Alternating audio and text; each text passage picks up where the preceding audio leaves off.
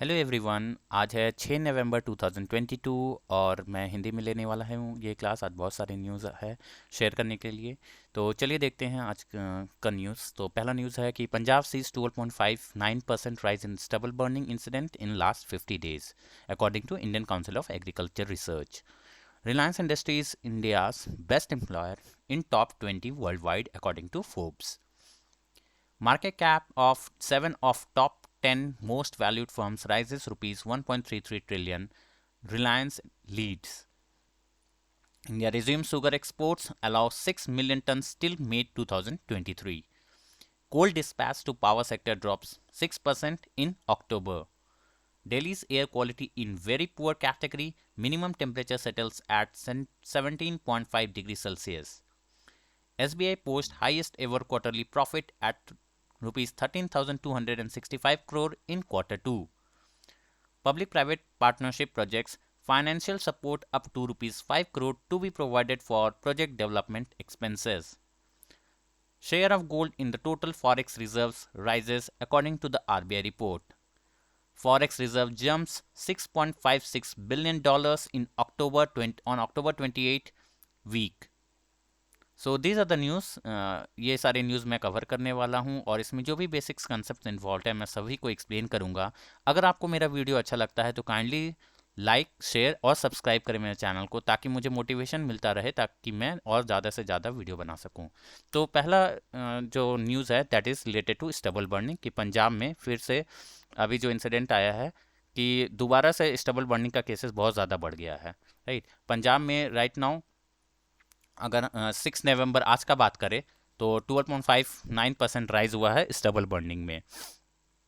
तो सेंटर जो है ऑलरेडी बहुत ज़्यादा अपील कर रहा है फार्मर को कि वो लोग कोई पूसा बायो डिकम्पोजर का यूज़ करे और भी कोई अदर मशीन्स का यूज़ करे, ताकि जो क्रॉप रेसिड्यू का जो है उसको इजीली मैनेज किया जा सके। पर ऐसा हो नहीं पा रहा है, और देख पाया गया कि number of paddy stubble burning जो इंसिडेंट्स हुए पंजाब में वो 16% राइज कर गया। हाँ, और मतलब कल का बात करें तो, और इसमें ये एक्चुअली 16% हो गया कल। और इसमें जो नंबर ऑफ इंसिडेंट्स थे वो अराउंड 2817 केसेस पाए गए इंसिडेंट्स नवंबर 5 को। ये मतलब कल ये इतने सारे स्टबल बर्निंग केसेस हुए ओवर द प्रीवियस डे का अगर बात करें तो ये प्रीवियस डे का है। ठीक है, तो डिस्पाइट सेंटर अपीलिंग ऐसा हो नहीं पा रहा है, और इस कारण से दिल्ली में अगर पॉल्यूशन का लेवल देखें तो बहुत ज़्यादा पहुंच गया राइट नाउ। दिल्ली में ऑलमोस्ट सीवियर हो जाएगा अगर नेक्स्ट वीक अगर इसी तरह पॉल्यूशन बढ़ता रहा तो। अगर स्टेबल बर्निंग का केस का बताए, अगर Indian Council of Agriculture Research का ICAR का डेटा के अकॉर्डिंग कल जो 5 नवंबर को जो भी स्टेबल बर्निंग हुए हैं उसमें जैसे MP में 319 इंसिडेंट्स पाए गए, राजस्थान में अराउंड 91 इंसिडेंट्स पाए गए, हरियाणा का अगर बात करें तो हरियाणा में अराउंड 90 स्टेबल बर्निंग हुए हैं। हाँ, उसके बाद यूपी में अराउंड 24 स्टेबल बर्निंग, पर दिल्ली में एक भी not a single stubble burning case कल थे। और पंजाब में ऑफ कोर्सली पंजाब में आप देख सकते हैं कि स्टबल बर्निंग अराउंड 2817 केसेस हुए। तो सबसे ज़्यादा जो है इंडिया में पंजाब में स्टबल बर्निंग केस हुए हैं। तो the number of paddy stubble burning incident in Punjab rose 12.59%, ये एक्चुअली में 16% हो गया। ईयर ऑन ईयर ग्रोथ अगर बात करें percent year on to 26,583 in the last 50 days का अगर बात करें तो 12.59 हुआ है। कल ये 16% ग्रोथ रेट हुआ है कल का। लास्ट 50 डेज में 12.59% हुआ है। This is for a single day, last day से कंपेयर करें तो। With a spurt in such cases after Diwali according to the latest Indian Council of Agriculture Research का डेटे के अकॉर्डिंग। ठीक है, नेक्स्ट न्यूज देखते हैं। Reliance industries is the India's best employer in the top 20 world wide, Forbes के according. तो force जो है एक सर्वे लाया और जिसमें कि जो बेस्ट एम्प्लॉयर का डेटा निकाला गया, तो रिलायंस जो है जो अपने कंट्री का राइट नाउ इंडिया का Reliance is the largest company. हाँ, अगर हम बात करें रिवेन्यू के टर्म्स में बात करें तो it is the largest, profit के टर्म्स में बात करें तो इट इज़ द लार्जेस्ट। पर राइट नाउ SBI ने इसे क्रॉस किया इस क्वार्टर में, प्रॉफिट के टर्म में SBI सबसे ज़्यादा हो गया है।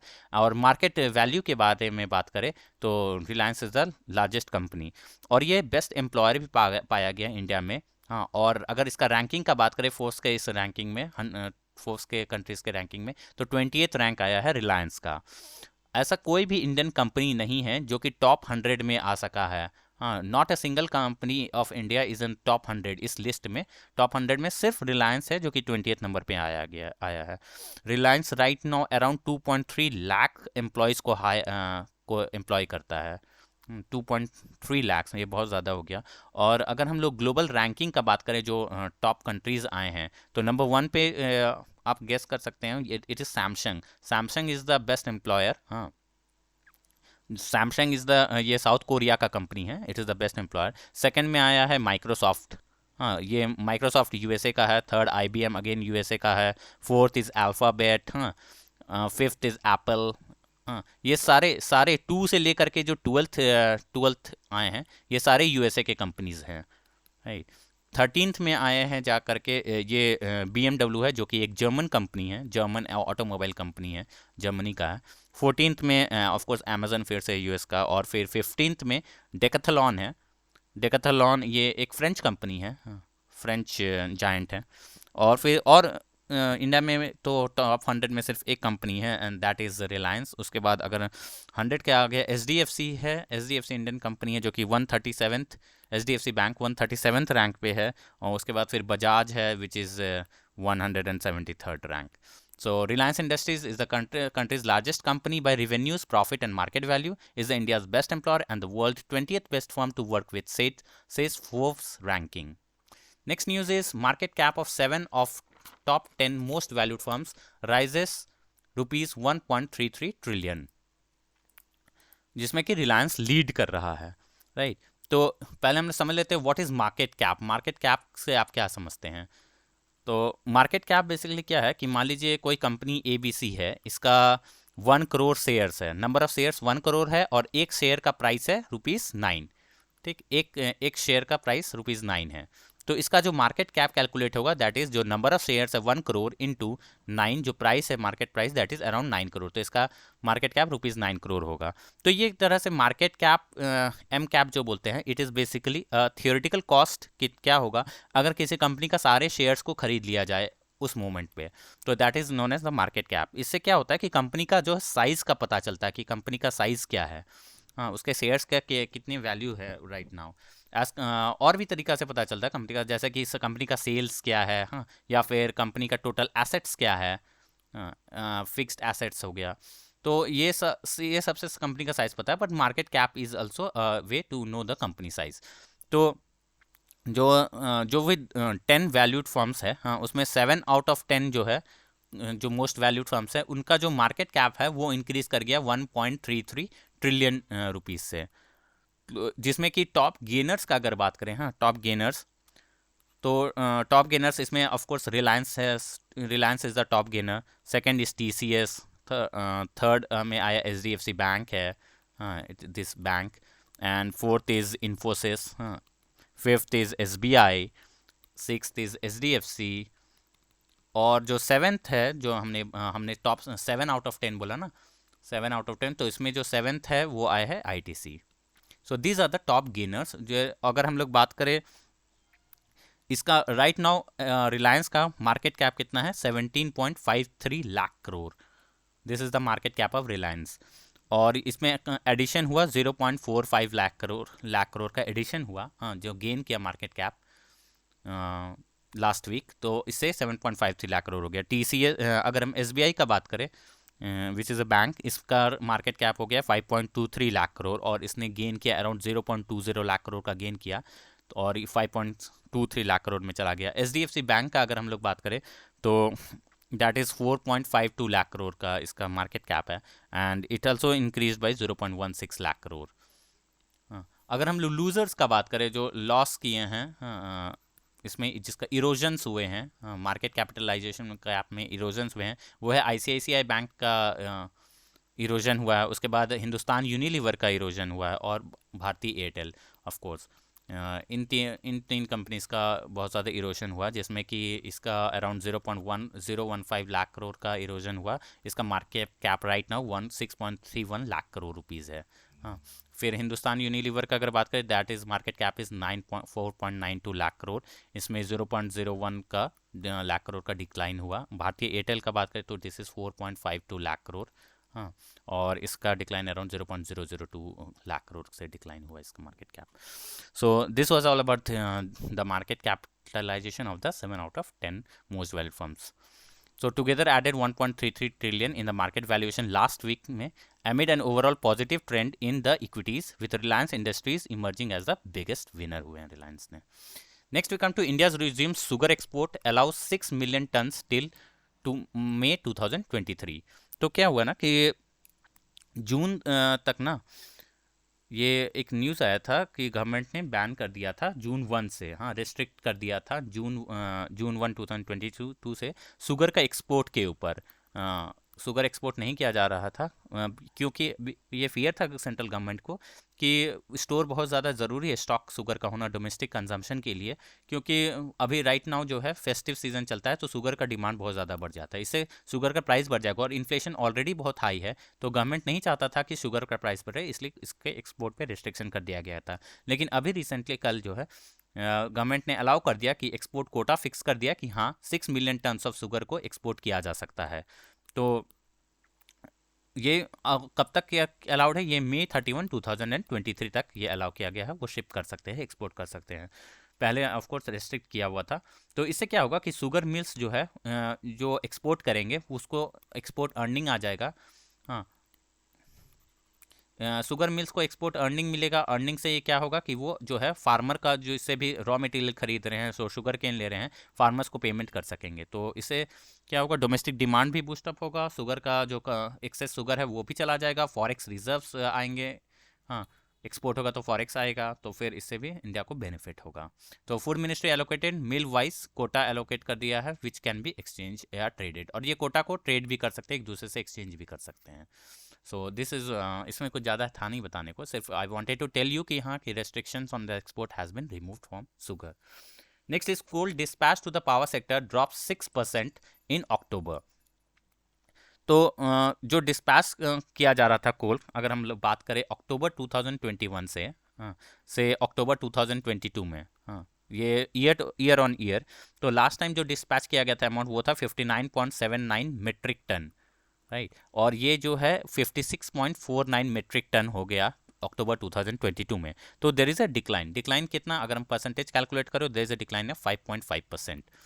तो इससे क्या हो रहा है कि जो पावर सेक्टर है उनको कोल में थोड़ा सा कम सप्लाई किया गया है कंपेयर टू लास्ट ईयर. तो और अगर हम लोग ये ऐसा लग रहा है जैसे डिक्लाइन हुआ है, पर ये अगर हम लोग देखें इन टर्म्स ऑफ मंथ, अप्रैल जैसे अप्रैल से अक्टूबर, मतलब फाइनेंशियल ईयर का बात करें, फाइनेंशियल अप्रैल से स्टार्ट होता है और अभी अक्टूबर मंथ चल रहा है, इसलिए अप्रैल से अक्टूबर का बात करें तो फाइनेंशियल 23 में अप्रैल से अक्टूबर में 365.25 मेट्रिक टन हम लोग आप लोग समझ सकते हैं कितना अमाउंट ऑफ कोल कंज्यूम करते हैं पावर सेक्टर, ये था. और राइट नाउ अक्टूबर 2022 में this amount is 413 metric ton. So you can see that actual में ये जो है जो कोल डिस्पैचमेंट है वो इंक्रीज किया गया है बाय 13.07%. सो ऐसा नहीं है कि कोल का शॉर्टेज हो रहा, हम लोग कह नहीं सकते. हाँ, टेम्पररी अगर मंथ वाइज देखें तो there has been a decline of 5.5%, पर अभी तक फाइनेंशियल ईयर में तो देखें तो देर इज़ ए इंक्रीज. तो बहुत सारे स्टेट जो है अगर बात करें तो पावर शॉर्टेज देख रहा था. इससे पता चलता है कि ये power shortage is not because of the coal का सप्लाई की वजह से, but because of other reasons. तो सेंट्रल गवर्नमेंट ने भी यही बोला, कोल मिनिस्ट्री ने बताया कि जो पावर क्राइसिस हुआ था समर सीजन में, बहुत ज़्यादा आप देख रहे होगे इलेक्ट्रिसिटी कट्स हो रहे थे. तो ये पावर क्राइसिस बेसिकली हुआ था because of the sharp decline in जो भी electric generation from other sources से कम जनरेट हो रहा था. हाँ, इस कारण से जो है पावर क्राइसिस हो रहा था, ना कि कोल की शॉर्टेज की वजह से. बिकॉज ऑल्दो इट सीम्स कि यहाँ कोल जो है डिस्पैच कम हुआ है बट ड्रॉप्ड बाय 6%, पर ओवरऑल अगर हम लोग फाइनेंशियल ईयर में देखें तो there has been a increase of 13.07%.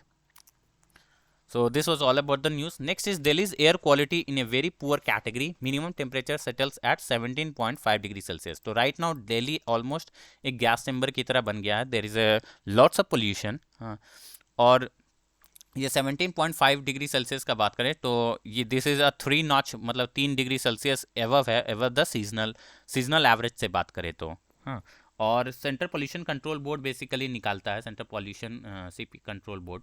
तो इसमें जो है एयर क्वालिटी इंडेक्स कैलकुलेट किया जाता है, जो कि राइट नाउ दिल्ली का एयर क्वालिटी इंडेक्स अगर बात करें, दिस हैज़ कम टू, मतलब आज के दिन इट इज़ 331।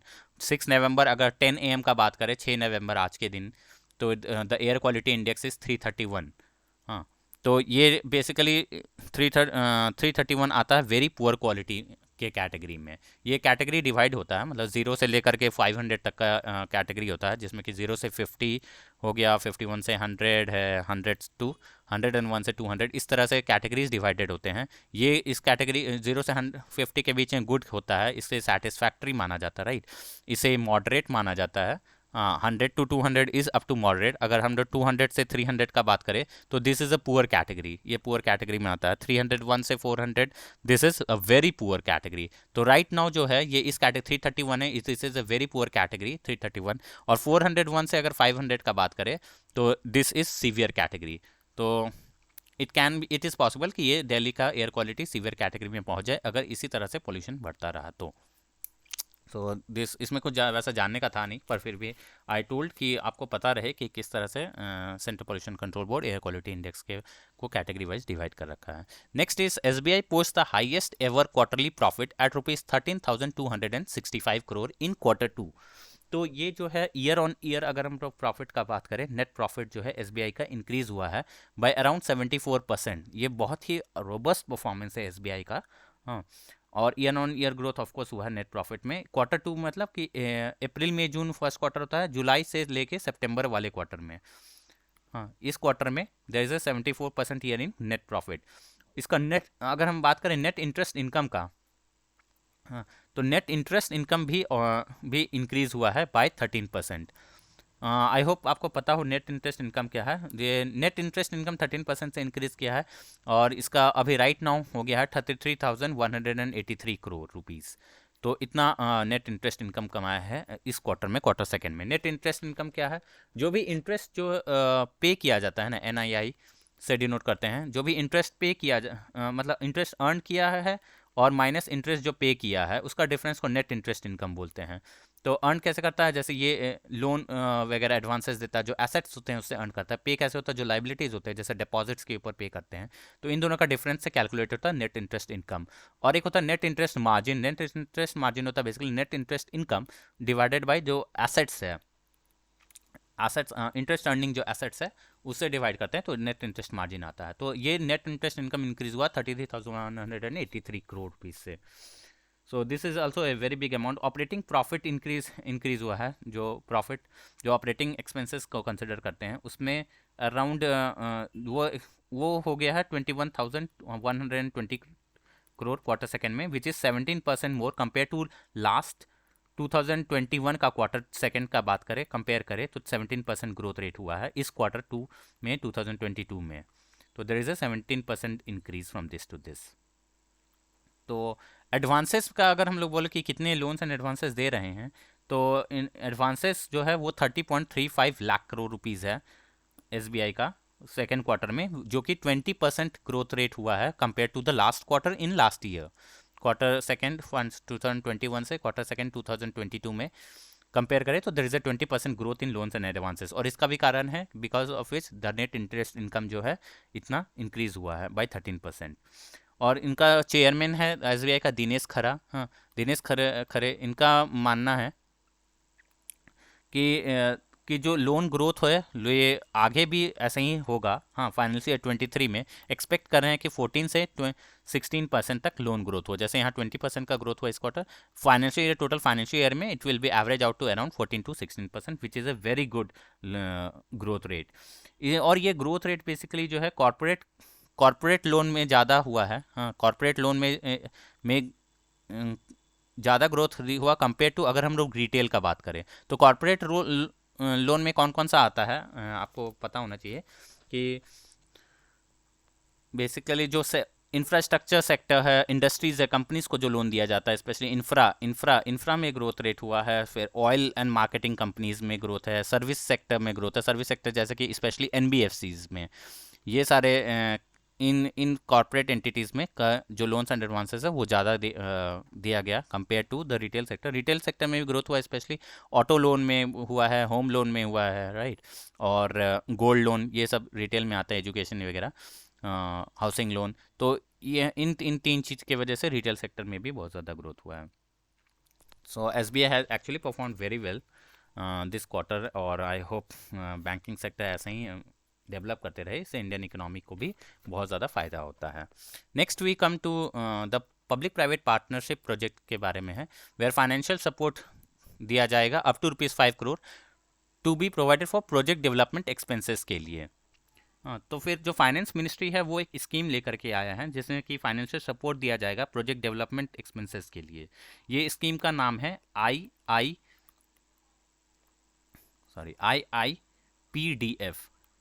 इसका फुल फॉर्म हो गया Indian infrastructure project development fund. हाँ, तो India infrastructure project development fund, इसमें क्या क्या होगा कि फंडिंग दिया जाएगा 5 करोड़ तक का एक एंटिटी को। हाँ, और ये फंडिंग किस लिए पर्पस के लिए होगा? बेसिकली कोई प्रोजेक्ट जो है उसका टीवी कंडक्ट किया जाता है, टेक्नो इकोनॉमिक वायबिलिटी, मतलब उसका कॉस्ट क्या होगा, वो मींस कहाँ से लाएगा फाइनेंस, हाँ, उसका क्लियरेंसेस क्या क्या चीज़ का ज़रूरत पड़ेगा, राइट, उसके प्रोजेक्शंस क्या हो सकते हैं आगे, क्या यील्ड दे सकता है, ये सब के बारे में डिस्कस होता है, उनके मैनेजमेंट के बारे में टीवी स्टडी कंडक्ट होता है कोई भी प्रोजेक्ट को स्टार्ट करने से पहले।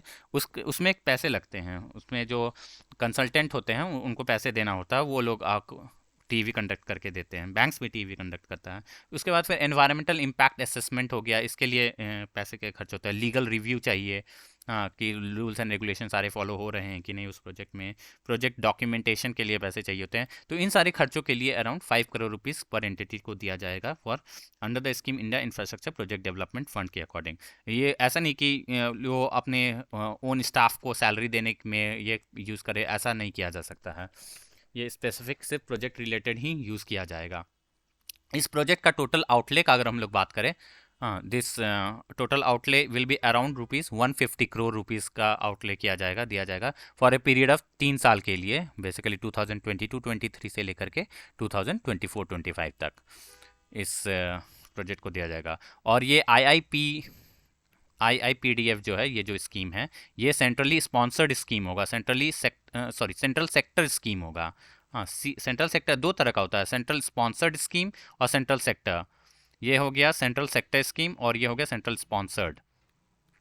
हाँ, तो फिर जो IIPDF है ये बेसिकली सेंट्रल सेक्टर स्कीम है। सेंट्रल सेक्टर स्कीम और सेंट्रल स्पॉन्सर्ड स्कीम में क्या अंतर है कि इसमें सेंट्रल सेक्टर स्कीम में 100% जो है वो फंड देता है सेंट्रल गवर्नमेंट। हाँ, सेंट्रल गवर्नमेंट 100% इसका फंड देगा, और इम्प्लीमेंट का भी जो काम है वो सेंट्रल गवर्नमेंट का ही होगा। हाँ, इम्प्लीमेंटेशन काम भी सेंट्रल गवर्नमेंट। और सेंट्रल स्पॉन्सर्ड स्कीम में क्या होता है कि ये इम्प्लीमेंट का काम इसमें होता है स्टेट गवर्नमेंट का, राइट, इम्प्लीमेंट का काम। और जो फंड होता है वो कुछ सेंट्रल गवर्नमेंट देता है और प्लस स्टेट गवर्नमेंट दोनों मिलके देता है, लेकिन मेजोरिटी जो है सेंट्रल गवर्नमेंट का होता है। तो this is the major difference between central sponsored scheme and central sector scheme. तो IIPDF जो है ये that is a central sector scheme, इसमें 100% गवर्नमेंट देगा और ये इंप्लीमेंट भी सेंट्रल गवर्नमेंट करेगा। तो प्रोजेक्ट डेवलपमेंट कॉस्ट में include expenses incurred on feasible studies, जो कि टीवी स्टडी किया जाएगा, environmental impact assessment, financial structuring, legal review, development of project documentation, ये सब के लिए ये दिया जा रहा है। तो this is a very important project scheme, जो कि हमें पता होना चाहिए राइट नाउ इकोनॉमी में क्या चल रहा है related to the infrastructure growth के लिए। ठीक है। Next is share of the gold in the total forex reserves rises according to the RBI report. तो अगर हम लोग गोल्ड का बात करें, हाँ, तो राइट नाउ RBI के पास अगर देखिए RBI जो है रिजर्व्स जो रखता है, फॉरेक्स रिजर्व्स, वो हम लोग जानते हैं 4 फॉर्म में रखता है, ये मैं आपको आगे नेक्स्ट न्यूज़ में भी बताऊंगा। गोल्ड हो गया, gold SDR, special drawing right, foreign currency assets, और रिजर्व पोजीशन इन IMF के फॉर्म में। तो एक फॉर्म है जो रखता है reserves, forex reserves, that is in the form the gold. Right now RBI के पास 785.35 metric ton, this huge amount, इतना अमाउंट ऑफ गोल्ड है।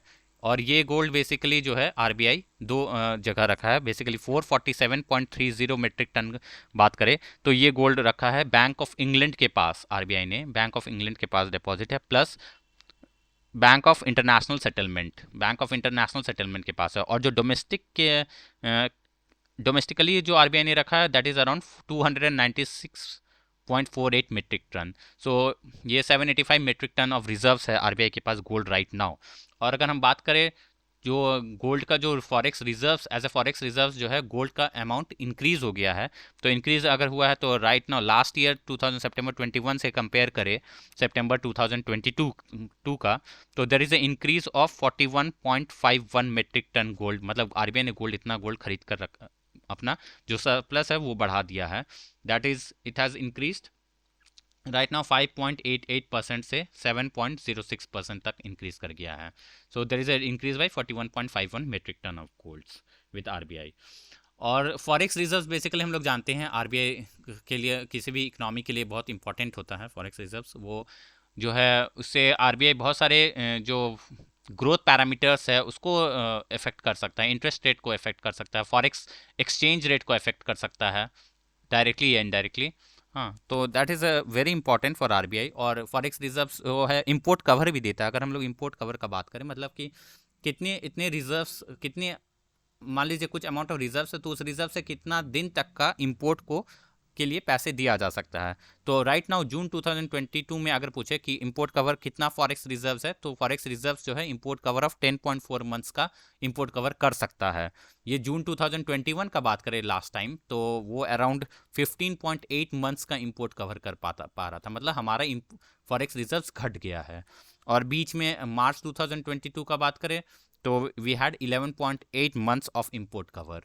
हाँ, तो 15.8 मंथ से 11.8 मंथ्स घट गया, फिर अब 10.4 मंथ्स का ही इंपोर्ट कवर के लिए हमारे पास फॉरेक्स रिजर्व्स है। तो this was all about the share of gold in the forex total forex reserves.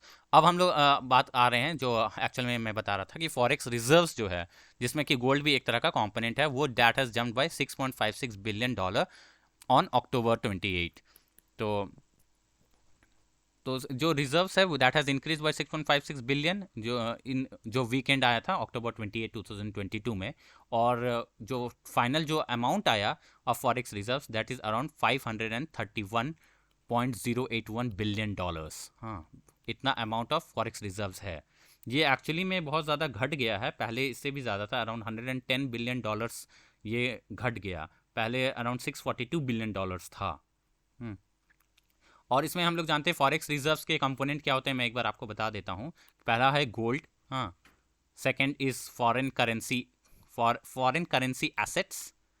Third है SDR special drawing rights. Fourth है रिजर्व पोजीशन इन आईएमएफ।